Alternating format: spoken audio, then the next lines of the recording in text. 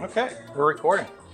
Nice. I like the mood music we got today. I know, man. It's kind of nice. It was loud. There was a big old party going, a work party. Yeah, it was no survey. That is a 360 camera. It's filming everything. It's filming everything, all the way around. Say hello. Hey, what's up?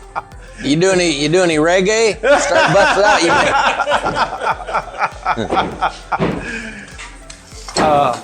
Well, So we left off where yeah. block was up. Yep, we are actually in the Harbor Island, the one at the top of the group of homes, and I can't believe. I mean, you are just moving on these. I figured when I came today that the trusses will be sitting over here, waiting to be put on. They were. Well, by the way, hello everyone again. Brendan Rendo with the Homes in Orlando team. Tim Wilkerson, the owner of Palm Investments, the builder for these 4 homes. And we're here again, week by week, showing you everything that it takes to actually put together a home. And I'm getting more amazed as I'm watching the process every week at how quickly, but also how well everything is getting done here. No matter what you know in the business, when you see it weekly, you learn. Yeah. And there's things that you don't realize that do happen, and that some of the in our case, the pace that it happens. Mm-hmm. So we're starting to see some framing take place over here, and we're getting the decking put on the roof. All your trusses for this house have been put up. Yep, all the trusses are set. Most of the walls are framed. The walls on one side is completely framed. They'll frame these out tomorrow. They'll probably be done framing the walls tomorrow, Friday, more than likely. They didn't start till part-time on Tuesday, and then they started in earnest just yesterday on Wednesday. Okay. So they'll be finished with the framing on, let's say, Monday, probably. Okay. And all your trusses, those are made off-site, Yep. brought in. Trucked in, yep. Trucked in and dumped beside the house or somewhere. And then you get the crane and just start putting them up. Yeah, and again, you can see the truss ties. Now you can see how the truss ties literally wrap around the trusses. They literally, they're embedded, and you see the marks right here. Yep. The truss straps are embedded down into the 2-course lentil. This is the lentil all the way across I was telling you about. They pump the concrete, then the guys come back in, they float them or stick them down in there. Then they dry up over a couple of days. Yep. The carpenters fly and set the trusses, and then they literally wrap the trusses around it and nail every hole. So that's why hurricanes aren't destroying houses anymore. Yep. So those are our straps that everyone talks about. And thank you, Miami. Yes. Thank you, Miami-Dade, right? And I'll tell you what, insurance-wise, people don't realize this, but that wind mitigation report with those straps, that is one of the biggest deductions that you get. And hurricane clips that you see in every opening. Right there? Yep, hurricane clips behind the sheets. Just another one of those Miami-Dade things that came out of Andrew. Thank you, Andrew, where they, where there's so many things learned after that because of that. Yeah. And that's, the homes are better. The homes are safe, far, far, far safer. I mean, like an exponential number of 4 or 5 times safer than they were. No matter how good they were, they're better. Yep. Then one thing you were explaining to me before we started is that these blocks up here are a little bit different in that they've got a U shape to hold the concrete. Yep, the top 2 blocks are what's called lentil blocks, and they literally are U-shaped like that, so that the center portion gets filled with reinforcing. They lay the workers lay reinforcing in it, and then wherever the reinforcing ends, they overlap it so that you get a certain splice or a lap between the rebar. They do that all the way around, so it's continuous rods all the way around, and then after you get it inspected and passed, then they bring a pump and they pump concrete in all of the lentils, plus certain down cells. It's designed to have a down cell such as right here, all the way down, Okay. every so many feet. And that's where we saw the openings last week. Correct, yeah, and you'll see those as we go over where the plywood is on the outside. The rebar was continuous, and then it's filled with concrete. So literally concreted to the ground. The block is concreted to the slab. The trusses are concreted to the walls. Literally This thing's going nowhere. Yeah. Well, you're safe. You can go in the house. Now, tornadoes are a little different nature, but you just, there's some, I mean, you can't, I don't want to say you can't build for everything, but we're building for almost everything. Literally almost everything. Even, I mean, we've been doing this for 20 years, and we don't have a house that's ever had any damage anywhere. Not one. Well, the codes and our subs. You know what I mean? And we do it, like I said, we do a little bit extra, but the codes are really 90% of the benefit. So, but the codes have to be done right. After you inspect it, then you've got to have the subs that follow. Too. Well, the inspectors have to be good. We hire third-party inspectors, like I had described, because we get better service and a better product. But then after that, the sub has to follow through with the next step properly. In other words, you can't cut that corner, otherwise the inspection wasn't worth a hoot. So every step is so interjoined to obtain that safety factor. And we've never had garage doors. I mean, we use the garage doors that we use, etc. All this stuff we use is for reasons. We've never had a garage door blow off. We never had a window blowout. We never had one thing, 20 years of hurricanes. That's 100 hurricanes or so. Yeah, that's pretty good. That's pretty crazy, isn't it? So once they frame out, then would you have the electrician in next? Yeah. And start wiring? What happens next is the decking goes on. Right on the outside of the house, right in the front of the house, you can barely see it from here. We've got the dry-in materials. Okay. If he probably won't get done, but we get the dry-in, once he gets the decking 100%, which is I don't know if it'll be tomorrow or Monday, but we get the inspector, they come check the decking, they make sure it's nailed down properly, and then after it passes what's called literally the decking inspection, then we do the dry-in. They put not the permanent roof material, but the permanent dry-in, the underlayment. The underlayment. And it goes everywhere on top of the decking. You dry it in. At that time, you bring the window guy in, you bring the air conditioning guy in. Air conditioning guy comes first. He runs all of his duct work. The next day, you bring in the plumber and the air conditioning guys in the trusses and in the attic. The plumber will be in the walls over here for a day or two. And then you bring in the electrician a day or two after the plumber. And he's in his wall and the attic doing his thing. And then another inspection. Now, your target for these was, I believe, end of December. At this pace, do you think you may be done a little bit earlier? Yeah, possibly. Maybe early December, but let's say mid-December. Okay. So, and it's going really, really well. It's going really well. I was expecting a much slower process than what we've been seeing.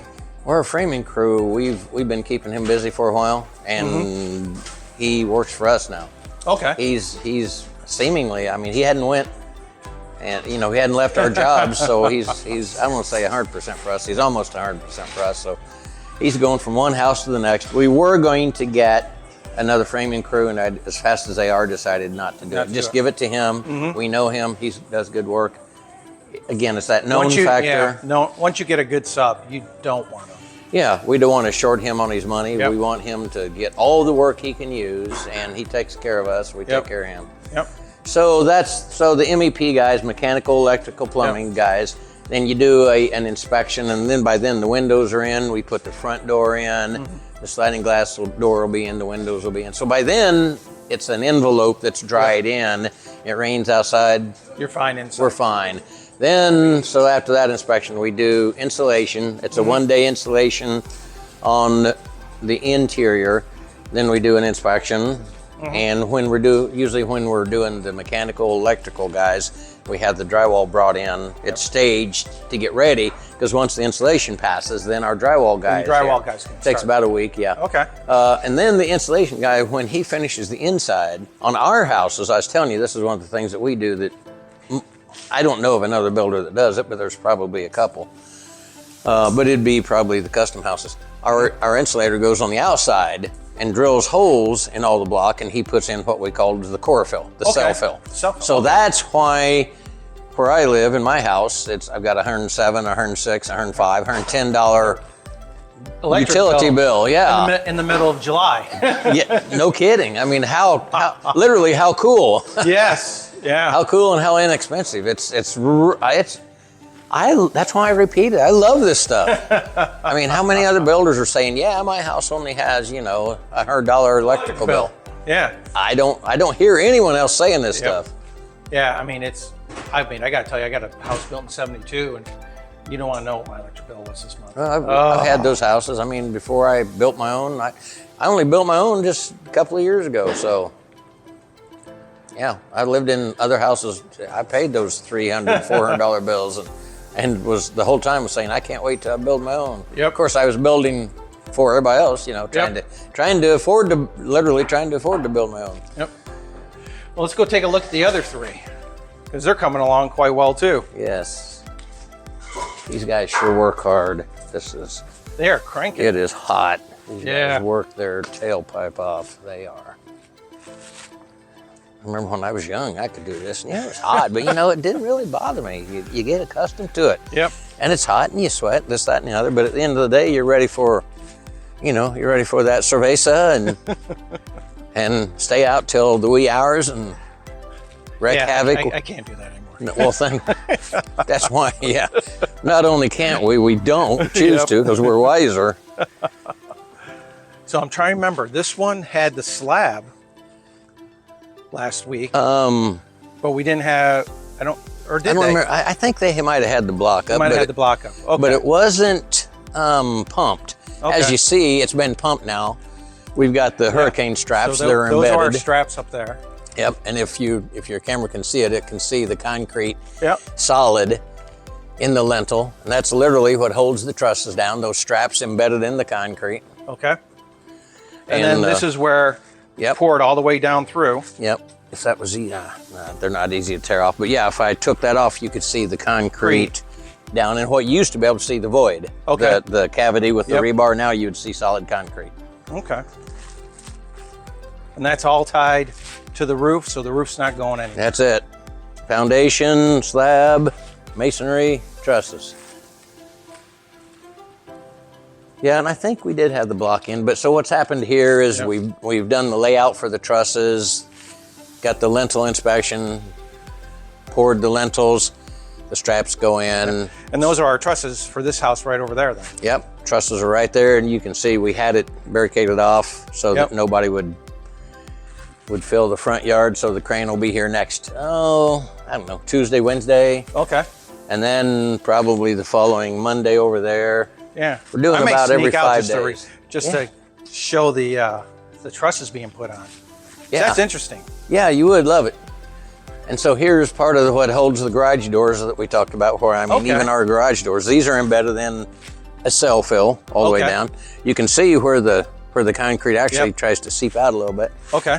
So again, that's just part of the whole system that holds it all together, including the doors. Gotcha. And then this one last week, they had just finished pouring the slab. Yeah. The guys had left right before I got here. This, probably, you know what? I think they poured it, I think they poured it Thursday. They brought the block out Tuesday. They put it up yesterday. We inspected it today, and they're pumping it tomorrow. Pumping it tomorrow. That's moving. Yeah.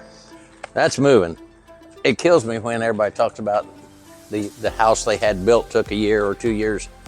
Like, wow. I love those guys. They make us, they literally make us who we are. Yep.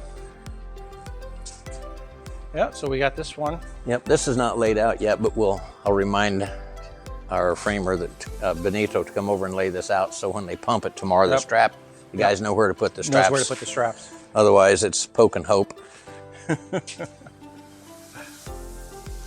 And you can see we pour the slab at the back at the same time on these two houses. The other two houses have it built in. Have the lanai built in. Yep.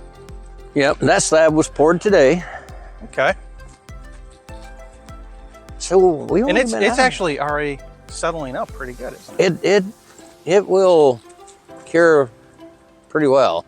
But you know, the concrete companies, this is not guesswork anymore. These guys know exactly what to do to get the concrete to certain strengths in certain amount of times. And you know, the conditions for Florida, different. The concrete's different than it would be up north. Okay. Because of the heat and the ground, even the soils here. It's, you know, you might call it regional. The designs are regional. Designs are regional. Yeah. Yeah. But here it is. Oh, there's our concrete guys coming to get him some forms, coming to pick up his machines. So this is Thursday. The block will probably be stocked Monday or Tuesday. By the end of next week, you'll have block on that one. The trusses are coming out. I don't remember what. I'll have to look. I think. And you've already got the trusses for this one as well. Yep. Yeah, and the trusses, we've notified that they're going to dump it right there. So there's a good chance by the time we're out here next Thursday, we're going to have roof, and roof. Probably not. No? That would be nice. That's just a little anxious, but definitely have it on the next one. Let me think. Nah, just the next one. Just the next one? But you'll have one every time. Gotcha. And unless something goes to heck, but you will, unless the weather just killed us, and it's not going to. It's the end of the rainy season, so you'll have a new roof every week. Yep. And at least it's cooling off in the mornings now. It's not as bad. I mean, like right now, that sun feels pretty darn direct. Doesn't it? It feels like it's about 400 degrees. It's like, okay, yeah. No Makeup. kidding. And we're standing still. Yeah, if we were moving around. Yes. If I had to even pick up my arms once or twice, I would develop a heck of a sweat. Well, everyone, we hope you liked it. Join us again next Thursday, and we'll show you an update. If anyone wants to bet on how many roofs we've got on, feel free to put it down below. All right, take care. All righty.